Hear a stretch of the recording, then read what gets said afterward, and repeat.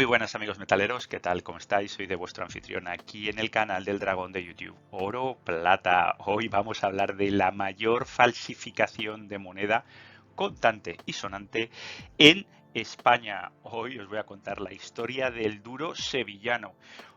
Ya digo, la mayor falsificación en España, y yo me atrevería a decir que puede ser la mayor o de las mayores falsificaciones a nivel mundial en cuanto a penetración de moneda falsa en un mercado, bueno, pues en el mercado de tocar, en el mercado de ir al mercado y pagar con moneda falsa y que te la acepten o que no te la acepten. Fue el absoluto caos. La verdad es que la historia es apasionante y me gustaría contarla desde el principio. Y para contarla desde el principio hay que entender muy bien el contexto histórico-social de España en el último cuarto del siglo XIX.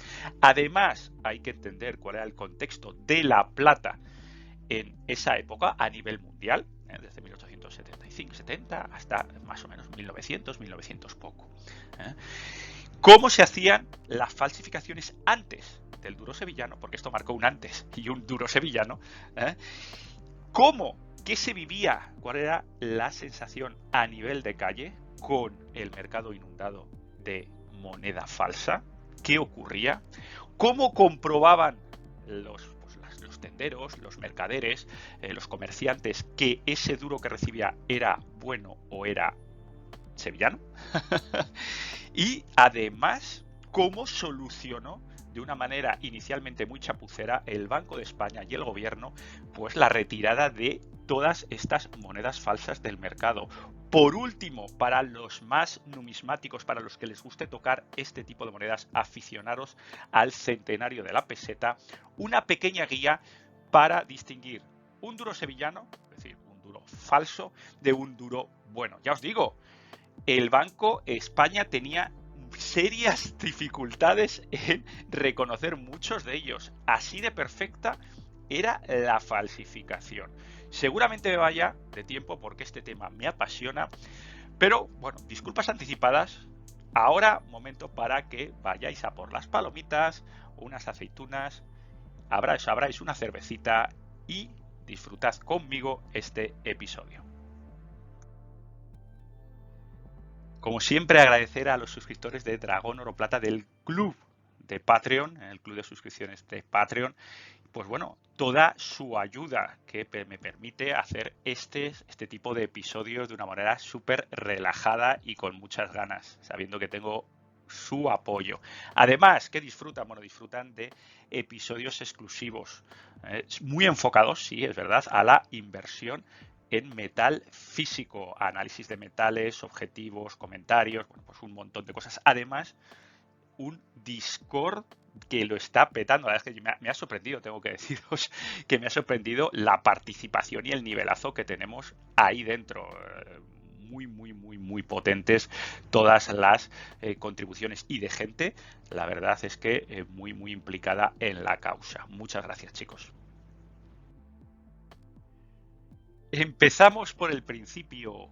¿Qué moneda era la moneda que todo el mundo tenía en la mano en esa época? Pues la moneda de plata, la que se usaba habitualmente para ir al mercado, comprar, recibir salarios, etcétera. Era la moneda de mover, la moneda de tocar, la moneda de la calle. Y todos los países tenían una en un estándar todos prácticamente heredados de los 8 reales españoles del Imperio Español y con unas características de composición siempre de plata y de tamaño y peso muy similares. Fijaos, aquí tenéis un duro de plata de 1870, que fue el segundo año. El primer año, 1869, se conservan muy poquitas unidades de duro de 1869 y ya os podéis imaginar que valen una auténtica fortuna. 1870 para la calle fue el primer año de emisión. Fijaos, 25 gramos, plata 0,900. Y esta moneda, este duro, era equivalente a $1. Aquí lo veis, $1 más o menos de la misma época, 1870. Fijaos que los diseños son muy similares. O sea, tenían mismo estilo, mismo gusto.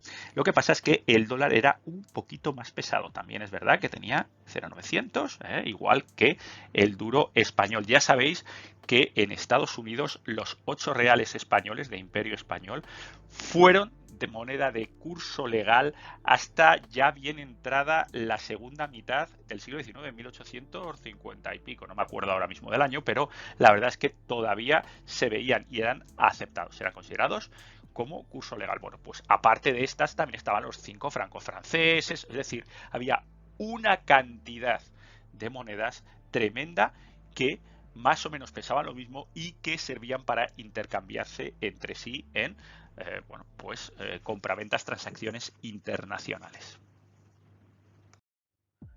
Como hemos visto, los 5 pesetas, los 5 francos, el dólar, los thalers, bueno, pues tenían un elemento en común y era la plata. Estaban todas hechas de plata, más o menos en la misma proporción, más o menos en el mismo peso, pero necesitaban plata para ser acuñadas. ¿Cómo de difícil o cómo era de fácil que un país adquiriera plata? Pues bueno, fijaos que era más o menos constante el precio de la plata en dólares hasta aquí. ¿Cuánto era ese precio? Pues fijaos, un poquitín más que el 1. Fijaos aquí. Aquí, es un poquito más de $1. Me ha dicho Dani, pero espera, se acaba de decir que un dólar lleva plata, pero lleva menos plata. Recordad que este dólar de aquí que hemos hablado eran 26 gramos, 26,7 gramos de plata 0,900. Entonces, efectivamente, un dólar eran 25 gramos, una onza traí de 31,1, pues lógicamente serían un poquito más que el dólar, que es esta diferencia que estamos viendo, pero muy similar. Como hemos hablado también, los 8 reales eran prácticamente estaban emparejados con el dólar. Con lo cual, a lo largo de 1720, más o menos misma historia. No había grandes oscilaciones. Hasta que, bueno, pues hubo aquí un pequeño subidón a principios en la década de 1860 y luego, ¿qué es lo que pasa?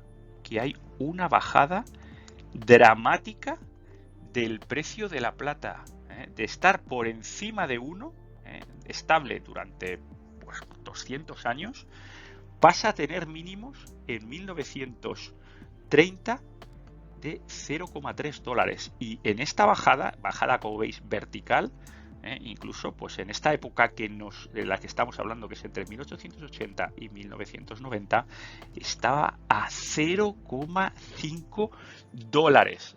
Perdió la mitad de su valor la plata. ¿Por qué? Pues de la única manera que podía perder la plata su valor en un mercado en el que no había papelitos, ni cómex, ni nada por el estilo. Pues que se aumentó la oferta. Se abrieron un montón de minas, se descubrieron yacimientos por aquel entonces increíbles, como por ejemplo de Comstock District en Estados Unidos, que hay, pues siguiendo a la fiebre, hubo una fiebre de plata en Nevada, 1877, una auténtica locura porque se empezó a producir oro y plata y se inundó el mercado mundial de oro y de plata. O sea que la verdad es que, claro, hay más oferta y lógicamente la demanda es la que es y no pudo el mercado absorber toda esa oferta. ¿Qué ocurre? Pues lo que ocurre en un mercado no intervenido, que baja el precio de la plata del subyacente.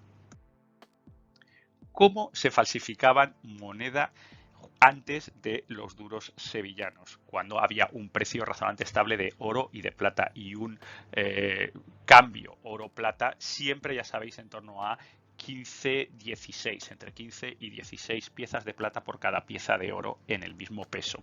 Bueno, pues se intentaba hacer usando metales que eran mucho más baratos que el oro y la plata para intentar colarlas y que parecieran oro y plata. Recordad que en esos momentos la moneda valía tanto como el metal que contenía, ya fuera de ara o ya fuera de plata.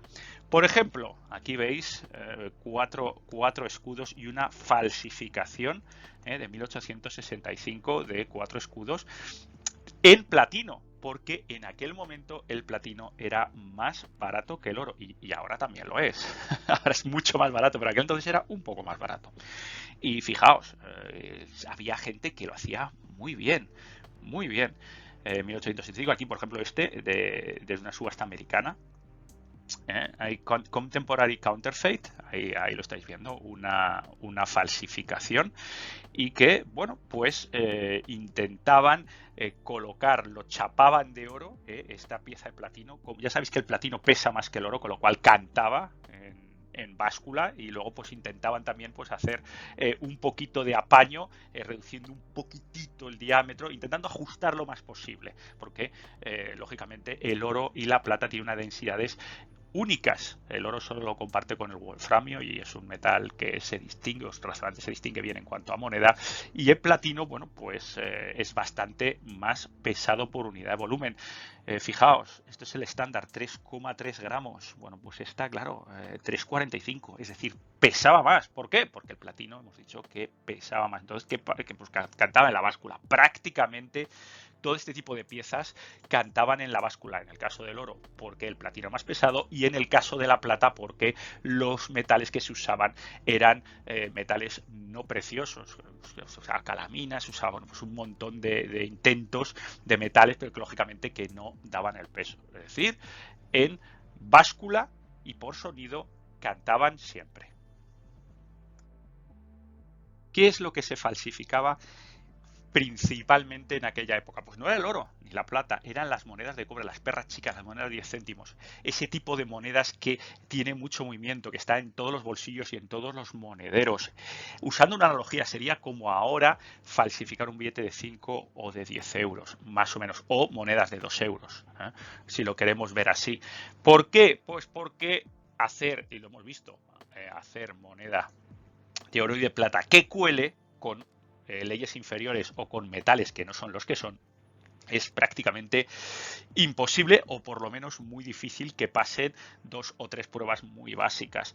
Pues igual ahora mismo, lógicamente, falsificar un billete de 500 euros tiene que ser una falsificación absolutamente perfecta. ¿Por qué? Porque cuando te dan un billete de 500 euros lo vas a mirar con mucho detenimiento. Ahora bien, si te dan una moneda de 2 euros mezclada entre un montón de monedas más y con otro billete de 5, pues falsa, pues la cuelas y ya se extiende, ¿no? Es decir, siempre se busca la falsificación en cuanto a cantidad, moneda pequeña o billete pequeño. Aquí nos lo cuenta Miguel Martoner Linares en este estudio de la UNED, que os recomiendo, sobre el duro sevillano y, bueno, pues el contexto histórico. Es un estudio absolutamente espectacular desde el punto de vista pues, socioeconómico. Os lo dejo, todas estas pues, bueno, referencias bibliográficas os las voy a dejar en comentarios para que lo consultéis los que queráis profundizar más en el tema. Ya veis, el diputado Luis Gaviña, en primavera de 1838, desde hace unos días están las clases populares y el pequeño comercio de esta capital grandemente alarmados con la abundancia de moneda falsa de cobre y bronce que está ya circulando. Esta mañana ya hemos tenido algún pequeño amago de desorden en los mercados, y eso estamos hablando de moneda pequeña. La gente no se fía de los cambios y empieza, esta me la has pasado tú, esta no me la has pasado tú, y bueno, empiezan pues altercados, lo normal. ¿Cuál es la situación socioeconómica de España en el último tercio, los últimos 30 años del siglo XX? Pues la verdad es que muy deprimida, tanto social como económicamente. Por un lado, hacía unas pocas décadas se habían perdido todos los virreinatos y territorios en Sudamérica y el centro, salvo algunas excepciones como Cuba y Filipinas, que todavía aguantaban fieles a la corona. Y por otro lado, además, se había quedado el país atrás en todo lo que era la industrialización, en lo que era la era del carbón, la era que construyó el Imperio Británico. Pues bueno, pues España quedó mucho más atrás. Esta suma de dos factores hizo que lógicamente se perdiera un montón de oportunidades comerciales, el suministro de materias primas, etcétera. Entonces llegó a ser un país pues realmente atrasado, se quedó muy atrás respecto a otros países europeos que avanzaron muchísimo más que España. Además, que había que financiar pues la defensa de los territorios de ultramar que quedaban, de Cuba y de Filipinas, que finalmente se perdieron en 1898. Sin ingresos, pero con muchos gastos, tenemos deuda. ¿Y cómo conseguía o cómo buscó el país intentar, vamos a decir, depreciar la peseta de tal manera que pudiera tener más pesetas para pagar todo lo que necesitaba. Pues se aprovechó de lo que hemos hablado antes, de la bajada del precio de la plata. En un patrón bimetálico, en este caso también patrón plata, una moneda vale tanto como la plata que contiene. Si dices que un duro, 5 pesetas de plata tenían, según hemos visto, 25 gramos de plata 0,900, pues eso es lo que valía 5 pesetas. Pero hemos visto que justo en esa época, en 1870-1880, la plata redujo su valor en dólares a la mitad, con lo cual rebajó su valor en pesetas a la mitad. Es decir, el Banco de España compraba plata en el mercado internacional a 2 pesetas y media, lo que le costara hacer los duros, y de repente, por arte de magia, pues valían a pasar de 5 pesetas. Pues ganaba mucho el Estado con esto, ¿no? Evidentemente, hubo mucha gente que vio la jugada y dijo, yo también puedo hacer la del Banco de España, lo único que me falta es la maquinaria. Y ahí es donde entran las falsificaciones de duros sevillanos. Empieza a entrar plata, hay un montón de falsificadores, emprendedores de lo ilegal, que deciden pues empezar a hacerse su propio Banco de España con la misma plata o muy parecida cantidad de plata a los duros reales, a los duros auténticos, y tenían más espacio, digamos, financiero para intentar cuadrar cada vez más y hacer las imitaciones, las falsificaciones lo más exactas posibles. Al principio, pues intentan pues hacerlo con un poquito menos de ley. ¿Cómo se hace? Pues lógicamente el peso no da. Si son 25 gramos, pues daba mejor 23,5. ¿De acuerdo? ¿Cómo se daba cuenta o cómo lo hacían la gente de la calle para saber si era buena o era mala? Pues de una manera muy sencilla. Normalmente os lo dejaban caer en el mostrador, ya sabéis el ping de la plata, ese sonido tin, tin, tin, tin, así tan que tiene, que es irreproducible, lógicamente, y que ahí lo veían. Y luego, por supuesto, en una basculita te da un duro que tiene que pesar 25, te da 23,5, es malo. O sea, es que ya está, no hay nada más que pensar. Luego ya las cosas siguen viendo las oportunidades, el precio de la plata sigue bajando y ya empiezan a decir, oye, pues vamos a empezar nos sale rentable falsificación con plata a 0,900. Es decir, no se falsifica el metal, que ya hemos visto que no colaba, sino que falsifican lo que es la emisión de moneda. Falsifican las 5 pesetas. Es decir, cambian un disco de plata que vale 2,5 por uno de 5 pesetas de valor nominal.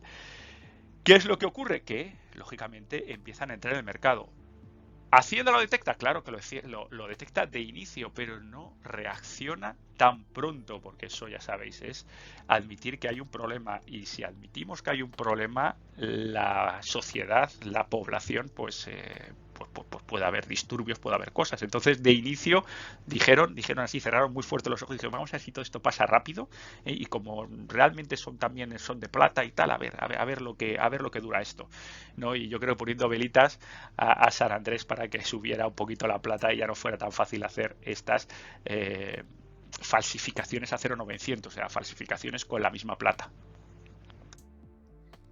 ¿Qué necesitaban estos emprendedores de lo ilegal? La verdad es que eran muy artistas. Lo primero, necesitaban un capital inicial, que no era exactamente poco. O sea, había que tener un espacio, un taller, maquinaria para adquirirlo. Había que comprar la plata en el mercado, lógicamente.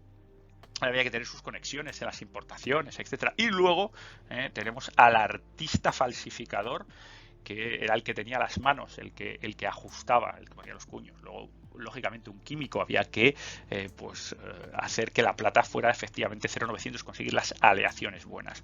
Luego, lo que se denominaban negociantes y expendedores, porque los falsificadores nunca pasaban las monedas ellos mismos, no había al menos dos grupos de intermediarios: negociantes, que se llevaban las monedas, digamos, más o menos en sacos, y luego los expendedores, que era gente de la calle, que eran desde, por supuesto que sabían que eran falsas, pero bueno, que buscaban gente que tuviera una credibilidad para pasar un duro falso, que eso podría ser desde personas disfrazadas de religiosos,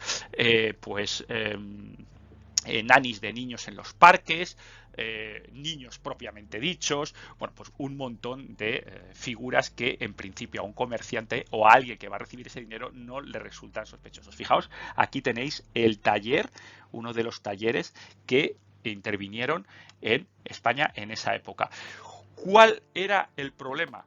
Pues que se hizo masivo. ¿Y por qué se hizo masivo? Y oye, si te cazan a uno, pues le metes en la cárcel y le dejas 50 años, que es lo que están haciendo ahora. Aquí solo hay dos crímenes realmente horribles, la pederastia y la falsificación de moneda. El resto, bueno, siempre hay una manera de ver las cosas para que no sea tan grave, ¿no?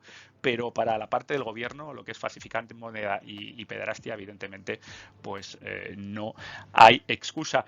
Pero la verdad es que en España la ley era muy laxa en cuanto a si te pillaban con falsificaciones. Primero, que no es que te pillaran con las manos en la masa. Es decir, si a ti entraba la policía en uno de estos talleres clandestinos y te veía con los troqueles y la maquinaria funcionando, pues no tenías unas consecuencias muy graves, porque realmente hasta en ese momento todavía no habías falsificado nada. Estabas conspirando para hacer algo, porque no tenías la moneda ya hecha y entregándola. Te tenían que pillar prácticamente dando el saco de monedas al expendedor y en esa transacción cazarte, que ya era difícil. Cuando estas cosas ocurrían, pues siempre, bueno, pues había indultos, era siempre industriales potentes, no, es que bueno, claro, el hijo de, bueno, ya sabéis cómo son estas cosas. Realmente no se atajó el problema, salía muy barato desde el punto de vista penal hacer falsificaciones, fabricar plata falsa. No, la plata es buena, falsificar duros falsos de plata verdadera. Aquí veis, 1904, Diario Época, hacía un buen resumen de la situación de lo que pasaba en la calle ya. El hecho es que unos reciben y otros rechazan duros y pesetas, no tanto porque les falte peso o ley, como por hallar en ellos señales de fabricación fraudulenta. Aquí es donde lo veis, porque no les faltaba peso en muchos casos, o ley. Era plata de verdad, pero claro, luego era el miedo de esto no, si yo no, ¿cómo voy a coger esto falso? Luego lo tengo que pasar yo. Es decir, se había muchísimo jaleo. Dice, pues aún haciéndolas de buena plata y con el peso debido, fijaos, una falsificación de buena plata y con el peso debido, estos son los duros sevillanos, la ganancia de los falsificadores del cuño representa la mitad del importe de la moneda, de lo que estamos hablando. 2,5 pesetas costaba el material, el metal de plata y en algunos momentos incluso menos, y todo lo demás era ganancia para el falsificador. Por estas circunstancias no es fácil distinguir el monedaje legítimo del fraudulento, como antes se distinguía solo al sonido y al peso. Si es que si no tiene plata se distingue muy fácil, ahí os lo están contando. La solución del problema es difícil, pero hace falta hacer algo. ¿Qué ocurre con estos duros sevillanos? Por cierto, que no he explicado por qué lo llama o por qué se denomina en el argot duros sevillanos. Y es porque en una de las intervenciones en el Congreso, uno de los diputados que estaban hablando sobre este problema mencionó el caso de un industrial Cobian acusado de falsificación de moneda que precisamente era de Sevilla, y entonces hablaban estos duros que vienen de Sevilla, estos duros sevillanos, y ahí se quedó el latiguillo, el decirlo completo, ¿no? La famosa expresión de eres más falso que un duro sevillano, pues viene de aquí, aunque realmente el centro de la producción de duros falsos no era Sevilla, era sobre todo Barcelona. ¿Por qué Barcelona? Bueno, pues porque tenía una industria creciente y pujante, con lo cual los almacenes y la industria pues pasaba mucho más desapercibido. Había artesanos, había químicos, había esa gente que hemos hablado que es necesaria para introducir moneda falsa en el mercado. También había pues eso, plazas del mercado, una ciudad con muchísima población, y era la atmósfera perfecta para crear esta situación. Además, otro punto, geográficamente muy cerquita de Francia, no solo falsificaban duros españoles, sino que también falsificaban 5 francos franceses, y era el mismo caso. Y dices, bueno, si consigo los puños franceses, pues también, y voy metiendo también moneda francesa falsa, a través de la frontera. Es decir, enclave perfecto Barcelona y sus alrededores por maquinaria, por manos y cabeza, y además por su proximidad a la frontera francesa. Bueno, pero volvemos a la parte de qué es lo que hace el Banco de España cuando llegan situaciones como la que relata el Imparcial el 18 de julio de 1908. Cuando empezaron las transacciones en los mercados y salieron las criadas a la compra, empezó el jaleo en toda su magnitud. Todos los vendedores se negaban a admitir monedas de a 5 pesetas, fuesen buenas o malas, normal. Digo, yo no me la voy a jugar, ya se ha corrido la voz de que hay monedas falsas de 5 pesetas, tengan mucha plata, tengan poca plata, y me da igual porque el valor falso es 5 y yo prefiero, como valen lo mismo, me quedo con la buena antes que con la falsa. Es decir, pues había realmente problemas porque uno llevaba monedas de duro y no podía, como dicen aquí, ni adquirir un modesto kilo de patatas en ninguna parte. La que llevaba billetes no admitía duros en la vuelta. Que esa es otra, este es por el otro lado. Ya sabéis que los billetes se empezaron a popularizar, pues precisamente en esa época eran billetes respaldados por oro en el Banco de España, con lo cual no tenía nada que ver con la plata. Entonces, pues yo quiero billetes, pero no me des la vuelta en duros, porque no me fío de tus duros, ni de los del comerciante. Entonces, claro, se montaban unas tanganas de importancia. Algunos transigieron y dieron sus duros con un descuento del 20%. Es decir, yo te devuelvo más si soy capaz de deshacerme de los duros. Empezaban a quemar en la mano. Un caso en la Plaza Cebada, en Madrid, uno de los centros de mercado más importantes de la capital. Dice, una compradora, al ver rechazada su moneda, protestó airadamente. El vendedor contestó a la interpelación con toda la energía extraparlamentaria que se usa en aquellos lugares. Ya me estoy imaginando el debate en el Madrid castizo de principios del siglo XX. Debió ser la más interesante como para hacer una zarzuela. Dice, formáronse bandos cantarios. Esto es muy típico en Madrid. Los madrileños clásicos siempre a un lado o a otro. Seguro que hubo 200 personas defendiendo a la señora compradora y 200 personas defendiendo al vendedor, que se mataban y se dieron de puñetazos entre ellos, seguros. Y efectivamente habría derivado en un motín de no intervenir pronta y resueltamente los guardias de orden público. Esta era la situación. Además, los obreros se negaban a recibir sus salarios en duros. Con lo cual, ¿cómo funcionaban las empresas? Digo, yo no puedo pagarte en duros. ¿Cómo hacían los bancos? Que no, sí, claro, llegaba y decía una empresa, tengo que pagar este mes o esta semana a mis operarios, pues dame, pues eso, de mi línea de crédito. Le va al banco y no, pero yo no quiero duros, esto no, que no me los aceptan. Bueno, pues imaginaos la que había montada. Evidentemente, hubo que hacer algo y el 16 de julio de 1908 se emitió una orden por la cual el Banco Central, el Banco Español, el Banco de España, cambiaba duros falsos por su peso en plaza. Es decir, 2 pesetas y media. ¿Y qué? Es que dices, pero esto así no, así no. Si es que te echan las manos a la cabeza, que hay como un stand, no. O sea, me estás diciendo que yo soy el que asumo, es decir, yo como ciudadano, soy el que asumo la moneda falsa. Que los 2 pesetas y media las pierdo yo por cada moneda que te entrego. Bueno, no te lo crees ni tú. ¿Qué pasó? Que no entregó nadie. Es que claro, ¿quién va a perder la mitad del valor de su billete o de su moneda? Pues nadie, lógicamente. Claro, el Banco de España, con toda la razón, decía, es que es la diferencia entre un disco de plata con valor de plata, 2,5 pesetas, y 5 pesetas metidas por el Banco de España. ¡Ya! Pero estamos en un patrón plata, y esto no podría ser así. Es decir, todo el mundo arrimaba el asco a su sardina. Pues eso, nadie entregó su moneda, sus duros, al Banco de España. Tuvieron que hacer una segunda parte del plan. Se rectifica esta y luego, poquito después, el 29 de julio, el 16 de julio, pues en apenas 13 días, viendo que se había montado el guirigay también, la ciudadanía había montado el guirigay, pues decide efectivamente cambiarlo por su valor de 5 pesetas. Con lo cual, para fomentar la entrega de duros, y aquí lo veis, aquí la gente en el banco con sus duros, y aquí tenemos al interventor con sus saquitos de duros entregados. Este señor aquí de porte aristocrático es el interventor del banco que está recibiendo el dinero. Aquí lo veis los sacos que lleva la gente para entregar. O sea que, bueno, pues aquí he sacado también unas estadísticas de un estudio que os lo dejo abajo. Y bueno, pues datos oficiales del cambio de los duros ilegítimos tenemos estas cifras. Esta es Madrid, para que veáis el nivel de penetración que tuvieron los duros mal llamados sevillanos, vamos a decir los duros falsos, o sea, para dentro de lo que era el mercado nacional. Fijaos, importe presentado al cambio en la tesorería central 40.985 pesetas. Importe resultante de sevillanos, aquí fijaos como ya lo llaman sevillanos, pesetas 25.000, es decir, más de la mitad de los duros eran falsos. ¿En qué país puede funcionar con más de la mitad falso? Fijaos, aquí están los porcentajes. 8.740 pesetas, 6.515. 38.795, bueno, aquí en la Casa de la Moneda menos, 6.130. 15.200, 3.000.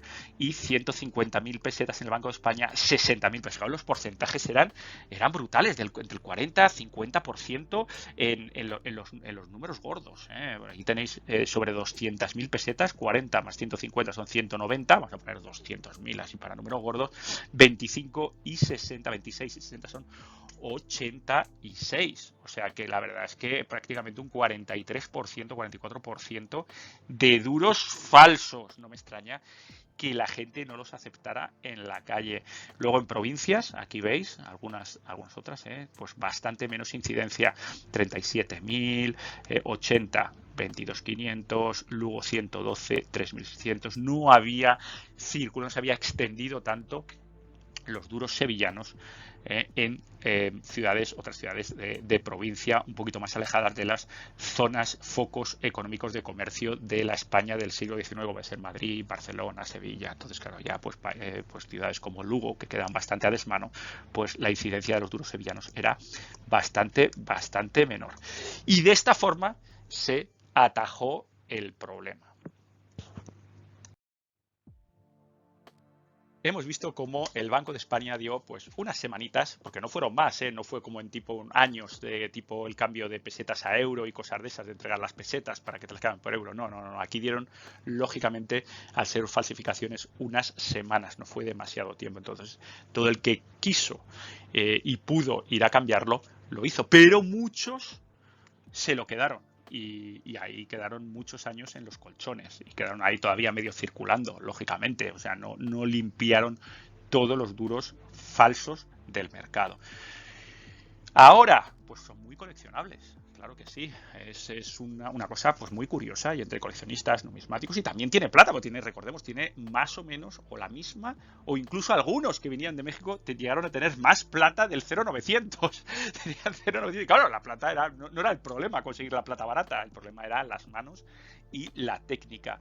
¿Eso qué implicaba? Pues que lógicamente eran difíciles de distinguir. Ya no valía el soltarla en un mostrador y que el sonido la detectara. No, porque ya es plata y suena igual. Y el peso, pues igual, el peso da. Entonces, bueno, había otras maneras de distinguir estos duros falsos, estos duros sevillanos. ¿Cómo se hacía? Bueno, pues hay, esto ya os digo, esto es un poquito más de numismática y de curiosidad. Hay 5 puntos en los cuales podemos ver si un duro es o no falso. Lo primero es coincidencia. Coincidencia es que lógicamente el busto, el año y los ensayadores, las iniciales de los ensayadores grabadas en la moneda deben ser lo que deben ser, coincidentes. Si no, pues ya lógicamente es falso. Si te ponen un duro donde el busto no cuadra con el año abajo, lógicamente te ponen un busto de Amadeo y el año abajo es 1896, pues lógicamente no coincide ni el busto ni el año. Entonces, claro, lógicamente pues no. Luego, el peso todavía hay que verlo. Fijaos, en algunos casos era incluso mayor. Veis por ejemplo, de Amadeo, 25,5 gramos. Esto es una subasta de sevillanos exclusivamente de Tauler y Fau, 25,52. Y fijaos lo que se paga por la falsificación. Estimación 100 euros. O sea que el precio de salida 60. O sea que esto se cotiza también. Se cotiza. Luego, otra de las cosas que definen es las barras en el escudete. En la parte de aquí de atrás, aquí hay unas barras que son unas barras verticales que deben ser 21.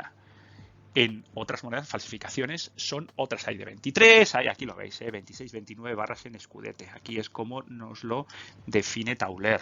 En esta, por ejemplo, habéis visto otra vez no coincidente. Y aquí, por ejemplo, 23 barras en el escudete. O sea que con estos dos datos pues se pueden detectar bastantes falsificaciones. Luego otra también muy específica es la gráfila y el número de piñones, es decir, cuántos piñoncitos aquí hay que contar a lo largo de toda la moneda en el anverso y toda la moneda en el reverso. Por ejemplo, el Banco de España iba cambiando. Y aquí lo veis, 1878, en las monedas de 1878-1879, 134 piñones en el anverso, 138 en el reverso. Eso había que contarlos y los otros pues no daban. Luego te iba cambiando, 1883, 1885, 131 anverso, 138 reverso versus otros. 1889, 1892, 138 versus otros. 134, si era la buena entre 1892 y 1894, y entre 1896 y 1899, pues 138. Ya veis cómo el Banco de España iba variando el número de piñones, 138, 34, 38 otra vez, 31 anverso, 38 reverso, 34 anverso, 38 reverso, y los falsificadores pues no iban tanto al detalle, porque la señora María no se ponía a contar piñones en su moneda, la moneda al cambio que le acababa de dar el panadero. Entonces, lógicamente, pues esa colaba bastante, ¿no? Y luego, pues lógicamente había un montón de diferencias en busto, letras, que si la nariz así, que si poca expresión, que si el mechón del pelo difuminado, que, o sea, esto es la bomba. Ya en su momento al Banco de España le costó un montón distinguir los duros falsos. De hecho, hicieron una especie de estudio de 750 páginas en un libro, el libro gordo de Petete, que yo creo que desaclaró más que aclaró, o sea, y puso más dudas sobre las que ya había. Claro, 750 páginas, como a decir, jolines, pues que viene, se distingue súper fácil, por eso tienes que hacer un libro de 750 páginas explicándolo, ¿verdad? Y habrá alguno que dirá, anda, pues esta no me la sabía yo. En la página 136, el mechón de Alfonso XII hace... Claro, que es una locura. Sacaron, en vez de un manual razonablemente sencillo, pues se pusieron a hacer un estudio numismático sobre cuál era. Claro, pues eso sacó aún muchas más sospechas. En fin, chicos, espero que la historia os haya gustado. La verdad es que es apasionante cómo se falsifica plata con plata, porque era la única manera, y es la única manera, de que si el precio de la plata es el que tiene que ser y el que se paga, pues de hacer una falsificación que cuele. Ahora mismo una falsificación de plata de una moneda bullion, por ejemplo, pues no tiene mucho sentido. Con la plata a 23, 24 os cuesta más el collar que el galgo. Entonces, ¿para qué? ¿Quién va a hacerla? Pues por eso hay una razonable familiaridad, una razonable aceptación en todo. Otra cosa son las monedas muy específicas. Estamos usando monedas de 150, 200, 250 euros para arriba de falsificación. Que bueno, que esas, ahí lógicamente el precio de la plata es lo de menos. Que es este mismo caso, como en el duro sevillano, donde el precio de la plata es lo que menos, porque eso ya viene dado, ¿no? Entonces se falsifica lo que no es plata, pero la plata y el oro es infalsificable, porque si tenéis plata y tenéis oro y lo tocáis, es vuestro. Si no lo tocáis, no es vuestro. Bueno, ya sabéis, Twitter, Dragón, Oro, Plata. Luego además el Patreon del Dragón, que tiene cosas que para la gente que está interesada en inversión metal, oro físico y plata física, ahí todos los secretitos, y con el Discord pues lo discutimos, lo hablamos, y bueno, con un montón de ventajas que ya si vais al Patreon lo vais a ver. Y nada más, hasta aquí, chicos. Espero que os haya gustado a vosotros ver este episodio tanto como a mí hacerlo, que me lo he pasado en grande, no solo contándoos la historia, sino buceando dentro de todo y de todos los entresijos. Os dejo abajo todas las referencias que bueno, pues que incluyen, pues ya os digo, varios estudios, alguna entrada de blog numismático, bueno, pues un montón de sitios que la verdad es que merecen la pena ser consultados si queréis saber más. Hasta la próxima. Adiós, adiós.